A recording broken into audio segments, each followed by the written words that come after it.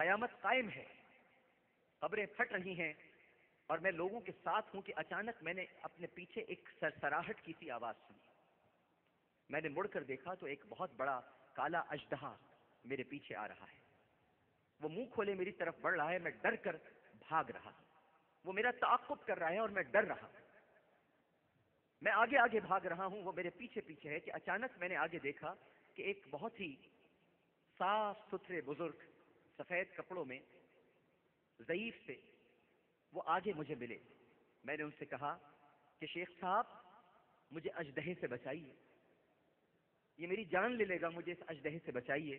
تو کہنے لگے میں تجھے نہیں بچا سکتا، یہ بہت طاقتور ہے، میں تیری مدد نہیں کر سکتا، تو جلدی سے بھاگ جا، اگر نہیں بھاگا تو یہ اژدہا تجھے نگل لے گا، اور بھاگ، شاید تجھے کوئی آگے مل جائے۔ وہ فرماتے ہیں کہ میں سیدھا سیدھا بھاگنے لگا اور وہاں قیامت کے مناظر دیکھنے لگا۔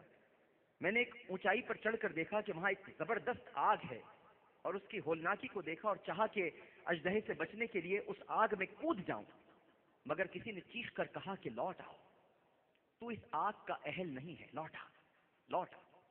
میں مطمئن ہو کر لوٹ آیا، لیکن اژدہا میری طرف بڑھتا رہا۔ میں اسی بزرگ کے پاس واپس آیا جو مجھے راستے میں ملے تھے، اور انہوں نے کہا کہ شیخ میں نے آپ سے پناہ مانگی تھی لیکن آپ نے میری مدد نہیں کی۔ انہوں نے پھر معذرت کی اور کہنے لگے کہ میں تیری مدد نہیں کر سکتا، یہ اژدہا بہت طاقتور ہے، تو اس پہاڑ پر چڑھ جا جو سامنے نظر آ رہا ہے، وہاں مسلمانوں کی امانتیں ہیں، ممکن ہے شاید تیری بھی کوئی امانت ہو، جا تو صحیح، اس پہاڑ پر چلا جا۔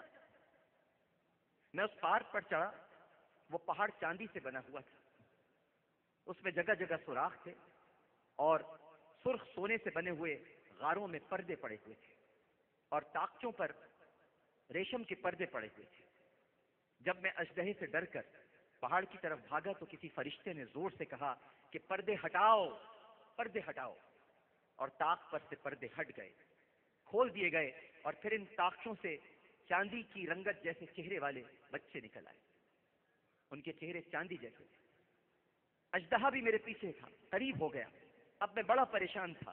کسی نے چلا کر کہا کہ تمہارا ستیہ ناش دیکھ نہیں رہے کہ دشمن کتنا قریب آ چکا ہے، چلو سب باہر آؤ، سب باہر آؤ۔ اور پھر بچے فوج در فوج باہر نکلنا شروع ہو گئے۔ میں نے دیکھا کہ میری وہ بچی جو 2 برس کی تھی اور مر چکی تھی، وہ مجھے دیکھتے ہی رونے لگی، وہ بھی باہر نکلی اور مجھے دیکھتے ہی رونے لگی، اور کہنے لگی واللہ میرے والد، واللہ میرے والد۔ اور پھر تیزی سے کود کر ایک نور کے حالے میں گئی اور دوبارہ میرے سامنے نمودار ہو گئی، اور اپنے بائیں ہاتھ سے میرا دایاں ہاتھ پکڑا اور دایاں ہاتھ اژدہے کی طرف بڑھایا، اور جیسے ہی بڑھایا تو وہ الٹے پاؤں بھاگ گیا۔ اس کے بعد اس نے مجھے اپنی طرف بلایا، میں نے اپنی بچی کو اپنی گود میں بٹھا لیا، وہ میری گود میں آ بیٹھی اور میری داڑھی میں ہاتھ پھیرنے لگی اور کہنے لگی علم یعنی للذین آمنوا ان تخشع قلوبہم لذکر اللہ، کیا ایمان والوں کو ابھی وہ وقت نہیں آیا کہ ان کے دل جھک جائیں اللہ کی یاد سے؟ اور رونے لگی۔ میں نے کہا کہ میری بچی کیا تجھے قرآن معلوم ہے؟ اس نے کہا کہ ہاں، ہم آپ لوگوں سے زیادہ قرآن جانتے ہیں۔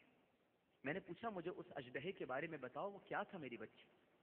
تو بچی نے کہا ابا جان وہ آپ کے برے اعمال تھے جنہیں آپ نے خود طاقتور بنایا ہے، آپ نے خود انہیں طاقتور بنایا ہے۔ میں نے پوچھا وہ بزرگ کون تھے؟ کہنے لگی ابا جان وہ آپ کے نیک اعمال تھے جنہیں آپ نے کمزور کر دیا ہے، اتنا کمزور کر دیا کہ وہ آپ کے برے اعمال کو روک نہ سکے۔ میں نے پوچھا میری بچی تم لوگ اس پہاڑ میں کیا کرتے ہو؟ اس نے کہا کہ ہم مسلمانوں کے بچے ہیں، اس پہاڑ میں رہتے ہیں اور قیامت ہونے تک رہیں گے اور منتظر رہیں گے کہ کب تم آؤ اور ہم تمہاری شفاعت کریں۔ مالک بن دینار کہتے ہیں کہ میں خوفزدہ حالت میں بیدار ہوا اور میں نے شراب پھینک کر برتن توڑ دیا اور اللہ سے توبہ کی۔ حکایات الصالحین میں ہے کہ ایک بزرگ فرماتے ہیں کہ ایک بار نصف رات گزر جانے کے بعد میں جنگل کی طرف نکل کھڑا ہوا۔ راستے میں نے دیکھا کہ 4 آدمی ایک جنازہ اٹھائے جا رہے ہیں، جنازہ اٹھائے جا رہے ہیں 4 آدمی۔ میں سمجھا کہ شاید انہوں نے اسے قتل کر دیا ہے اور لاش ٹھکانے کے لیے کہیں لے جا رہے ہیں۔ جب وہ میرے نزدیک آئے تو میں نے ہمت کر کے ان سے پوچھا کہ اللہ کا جو حق ہے اس کو سامنے رکھتے ہوئے جواب دو، کیا تم نے اس کو قتل کیا ہے؟ انہوں نے جواب دیا کہ نہ تو ہم نے اسے قتل کیا ہے اور نہ ہی یہ مقتول ہے، بلکہ ہم تو مزدور ہیں اور اس کی ماں نے ہمیں مزدوری دینی ہے، وہ اس کی قبر کے پاس ہمارا انتظار کر رہی ہے، آؤ تم بھی ہمارے ساتھ آ جاؤ۔ میں تجسس میں ان کے ساتھ ہو لی۔ ہم قبرستان پہنچے تو دیکھا کہ واقعی ایک تازہ قبر کھدی ہوئی ہے اور اس کے پاس ہی ایک بوڑھی خاتون کھڑی ہے۔ میں ان کے قریب گیا اور ان سے پوچھا کہ اماں جان، آپ اپنے بیٹے کے جنازے کو دن کے وقت یہاں کیوں نہیں لائیں تاکہ لوگ بھی اس کے کفن دفن میں شریک ہو جاتے؟ انہوں نے کہا کہ یہ جنازہ میرے لخت جگر کا ہے۔ میرا یہ بیٹا بڑا گنہگار تھا، ہر وقت گناہوں کی دلدل میں غرق رہتا تھا۔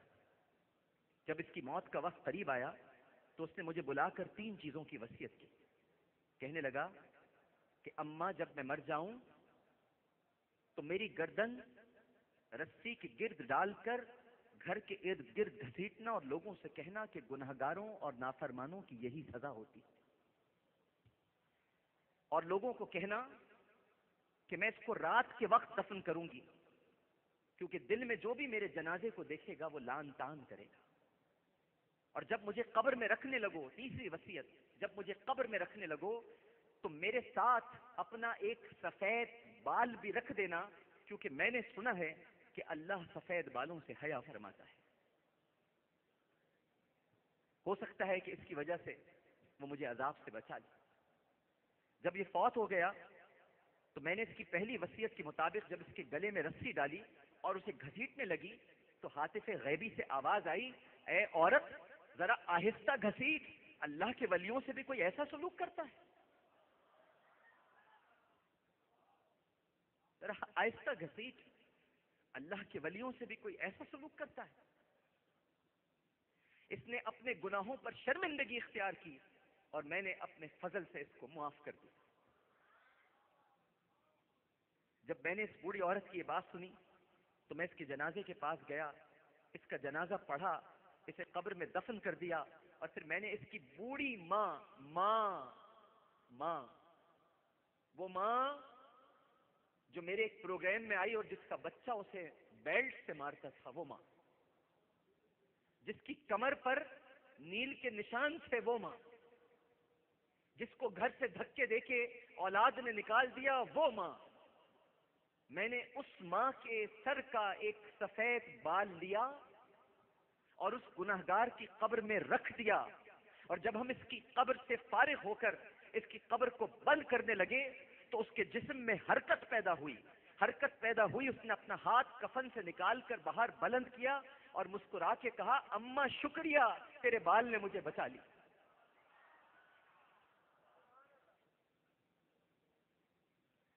ہمارا رب بڑا رحیم ہے، بڑا غفور ہے، احسان کرنے والوں کو بھی احسان کا بدلہ دیتا ہے۔